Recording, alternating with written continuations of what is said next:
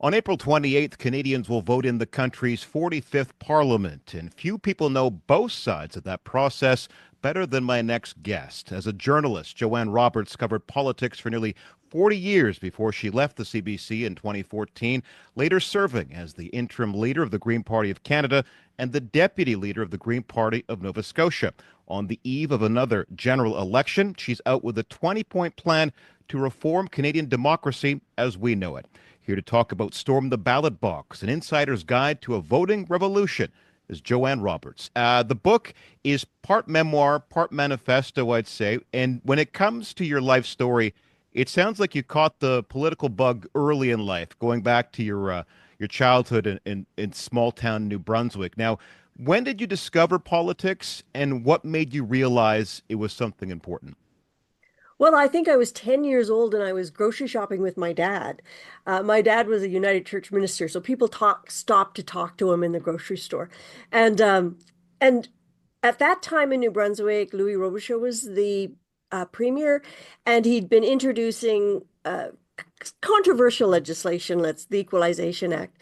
And people were stopping and they were getting heated, and dad was giving them his opinion. And I remember thinking, this is really important to grown-ups. They take this seriously. So I think that was my first introduction, that this was exciting, this was fun. But then in 1968, when Pierre Elliott Trudeau became leader, my dad and I watched that leadership convention together, and it was like watching a hockey game, something else my dad and I did together. And I remember thinking, this is cool. My dad wasn't supporting Pierre Elliott Trudeau. He was supporting Bob Winters. But by the end of that convention, I'd fallen prey to Trudeau mania, and they became my Rolling Stones. I mean, small town Maritimes, the Rolling Stones were never going to come to town, but Pierre Elliott Trudeau did. And he shook my hand when I was 12. And I didn't make me a lifelong liberal, maybe, but it made me a lifetime voter. And you ran for president of your grade six classes Red Cross Society and won. So I that was won. you won. But my teacher said to me, you shouldn't have won. I think she had a horse in that race and it wasn't me. And it was one of those things that maybe taught me a little bit about the nature of politics, that it could get kind of elbows up feisty. Now, an earlier title of the book was Storm the Ballot Box: How to Start a Voting Revolution Before It's Too Late. When would it be too late, and are we reaching that point? I think we are reaching that point. I don't think we're there. I'm a born optimist, I guess. But we've had two provincial elections in the last year, one in Nova Scotia and one in Ontario, where the voting turnout was 45%. So below 50% of the population that was eligible to vote voted. I think that's a sign of a very dangerous trend. Now, I'm hoping this election, this federal election, because there's been so much interest and a fair bit of uh, it's become very binary. I think that we will see a higher voter turnout. If we don't, I will take that as a symptom of something that I'm worried it has set into our body politic, and that is that people have just stopped voting, no matter how important they think it is. The voter turnout in the United States for their last election, which we know was very significant, was 62%. That that worries me when we see crucial elections and people do not feel motivated to turn out. Let's dig in a little bit into your own political career. You left the CBC in 2014. You ran for the Greens in the 2015 election, got almost 24,000 votes, Yep. good enough for second place in that Victoria riding. But then you learned an important lesson about strategic voting, and this is one of your 20 points in the book. What happened? Well, I mean, it was a Stop Harper campaign in 2015, for those of you who remember it. And one of the reasons I ran was I'd been working for the CBC and Harper wanted to get rid of it. So I thought, I've got to do something about it. But what I discovered is I was running against a New Democrat incumbent who, near the end of the campaign, started to say, if you want to stop Stephen Harper, you have to vote NDP, not Green. And at the time, I thought, well, that's dumb. The Conservatives haven't won in this riding in like decades. Why would they? And if you looked at the polls, they weren't doing well. The Liberals were on a roll. But I had people come up to me and say, I would have voted for you, but I had to stop Stephen Harper, so I voted NDP. I mean, even now, it kind of makes me mad to think that is really bad logic. But that's what happens when we get caught into this I call it the trap of strategic voting. I'm not saying that there aren't ridings where strategic voting will make some sense. First past the post, occasionally in a very tight race, you do have to think about what your vote will mean. But in the majority of Canadian ridings, voting strategically makes very little sense, but we're caught up on it. We think we have to know who's going to win and how our vote will play, which means you also have to know how everyone else is going to vote. But yeah, I learned that lesson the hard way. My 23,666 votes were more than 131 MPs who did get elected. And that was a hard pill to swallow, right? At the end. Yeah. Now, part and parcel of strategic voting is letting the polls determine who you vote for, or reading so much into the polls. And you have some thoughts about polls as well, because clearly those had something to do with your success or lack thereof in that election. What kinds of questions should we consider when we look at polls? Well, I would say two very important ones. First of all, don't confuse a poll with an algorithm, because some of the most influential analysts in this country are Philippe Fournier from 338.com and Eric Grenier from The Writ, two brilliant people who I actually quite like. And if you listen to them, and I'm big fans of their podcasts, um, they'll tell you we're just taking all of these polls, putting them together, adding an algorithm, and this is what we've come up with, and we may be wrong. But they're taken as gospel. And yet, even when you look at their little graphs, often the margin of error is 8, 9%, which should tell people you really can't trust this to make your vote. Um, there's been more polling, public polling done in this election nationally than we've ever seen. And yet, I mean, we now have one party going out, do you believe the polls? That's how worried they are that the polls are becoming a self-fulfilling prophecy. So I suggest a couple of things people should ask. What is the margin of error? Take a look. It's got to be written on every poll you see, but it's in such small print, you may not notice it. Secondly, how many people did they talk to and where were those people? Because if you're in a riding where no one got a phone call, that poll is only built on history and projection, which is not a bad thing. These pollsters are pretty accurate. But I don't think anyone has taken a look at how accurate were they or how much of what they said has predicted the future. Now, the 2015 federal election also supposed to be, in the words of Justin Trudeau, the last one fought under first past the post. Of course, that's not what happened. How disappointed were you when Trudeau walked back that particular promise? And is there any way back toward electoral reform? Well, the fight for electoral reform has not stopped. Was I disappointed? Believe me, I think I would have run again in Victoria if we had had a change in our electoral system. But so it really did break my heart. Because I believed that Canada would start to move past this very binary strategic voting, poll-based voting.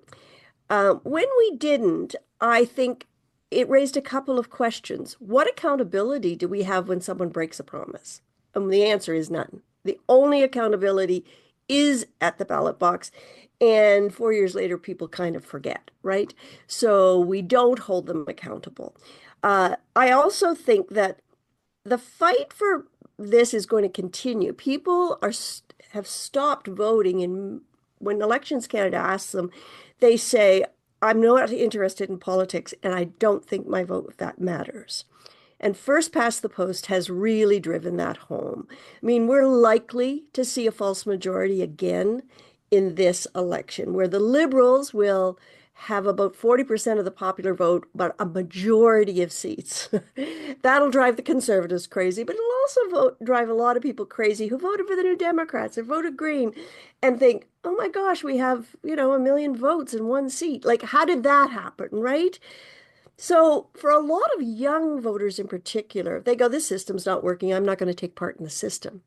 My message to them is please vote. You will really frustrate all of the politicians who hope you won't vote because they know how the regular voters are going to vote. So go out there and vote and really throw off their numbers because our vote is such a powerful tool, not the only tool in our democracy, but when we lose it, or give it to someone else because by not voting, you're giving your vote to someone else. If you don't like who's on the ballot, go in and write none of the above on it. Like, go to the polling station, let them take your name off the list, and then put whatever you like on that ballot. Because if that in itself will send a message, staying away sends no message to the politicians. It sends a message to me that our system is broken. I think it was Rick Mercer who said, and I'm paraphrasing here, apologies to him. He said something like, if young people really want to scare the leadership of this country to death, they'll get out and vote. And he's right. He's right. Like, this is a bit of a simplification, but the majority of parties know how people are going to vote. They spend their time on the phone asking you, have you made up your mind? And if you say, yes, I'm voting for you, they get you to the polls, right? They need that vote in the box. If you say, I don't know how I'm going to vote and I might not vote, they go, oh, non-voter. And they put the phone down and they just as soon you stay home, right? Rick's right. Scare those guys and head out there and vote because that will, like, if we had a voter turnout of 75 to 80%, even the pollsters would be surprised. Now, another thing that I think feeds into the cynicism, especially of young voters or people unfamiliar with our particular system, it's this idea that fixed election dates really aren't truly fixed. And you touch upon this in the book. It's one of your 20 points, but doesn't it seem kind of odd that the governing party can time the vote to benefit it politically? Sure seems odd to me. And I think voters are smart enough to figure it out. It's one of the reasons I believe the voter turnout in Ontario and Nova Scotia was so low. Both of those provinces, Nova Scotia has a fixed election date, so does Ontario, but both premiers thought, we're going to go early. And in one case, 6 months early, and another 18 months early. And you know what the public hears? The public hears, oh, they know they're going to win. That's why they went. I mean, why would you go early? Doug Ford said he needed a mandate. He had a majority government. Tim Houston said he needed a mandate. He had a majority government. Nobody believes that. So they think, oh, they're going because the polls have told them they can win, which is true. And so I go, I got something better to do on voting day. But he's going to win. He knows he's going to win. That's why he called the election. So they don't go. And they don't vote. And I think that is that is what is wrong with not voting because it turns the power back over to the person in power. And fixed election dates in this country are glorified guidelines. They have no teeth whatsoever. So if we're going to have them, and everybody believes in principle we should have them, even all of these premiers, they talk about leveling the playing field and giving everyone fair notice, then there should be consequences. And I think you need to have 2/3 of a vote of your legislature if you're going to break your fixed election date. That'll fix them. Anyway, because I just think this is just a hoax, really. What will it take then to achieve what you're calling a true voting revolution? Because it sounds to me like people are just sort of, oh, well, that's just the way it is. That's just the way it goes. That's how it works in this country. And then they get on with their lives. But what is it? What do you think will really stir people into action to change this? Well, that's a tough one. It's why I wrote the book. It's why I'll talk to anybody who wants to talk about voting, and why I say your vote matters because, and I guess I do care how you vote, but just vote is more important to me than who you vote for. But I think it starts with making civics education mandatory. And we hate that word, but mandatory in our school system. Our kids know way more about the American system now than they do about the Canadian system. And there's some great teachers out there who have really done a good job. So that doesn't mean it's everyone, but it is not compulsory. So I think that's the first thing. Second thing is, I think we have to make it okay to talk about politics. There's a little girl out there who's 10 or 11 going grocery shopping with her dad. And nobody's talking about politics in the grocery store anymore because it's too volatile. We're too polarized. Back at the kitchen table, talk about politics with your kids. You don't have to indoctrinate them, but let talk about why it's important because that's how I grew up. I mean, I grew up with politics was something was important, and most of my generation did. I think we need to start taking raising voters really important, really seriously. I also say we should lower the voting age to 16. Let's give them a reason to be engaged. And 16, the psychiatrists have told us they're old enough to form an informed opinion. And you can have them in school and teach them about the system before they go vote. So if nothing else, I wish we would have a robust conversation about this because we're losing a generation. If you don't vote, this research shows this. If you don't vote in the first election you're eligible for, you're unlikely to vote in any other election. If you vote in the first one you're eligible for, you're probably voting every other election. So, my advice is take your kids to the polls with you on April 28th. Let them see what it's like to go in, stand in the lineup. Um, we've got to make voting a community celebration again. Like, let's have parties around the polling stations. Let's offer incentives. I said I'd start with free ice cream, right? Like, I mean, we don't do anything that says voting is so important, but it can be fun. It doesn't have to be drudgery. Does, oh my gosh, I gotta go vote, as if like it was the worst thing in the world, like having a root canal. It needs to be, wow, I get to go vote. Aren't we fortunate that we still have a country where we're free to vote, where our vote really will be counted, even if it's a protest vote? Finally, what do you hope people get out of the book, and who is the book for? The book is for people who are raising kids. So I'd like parents to take a look at this book and think, is there something in here, especially if you have teenagers?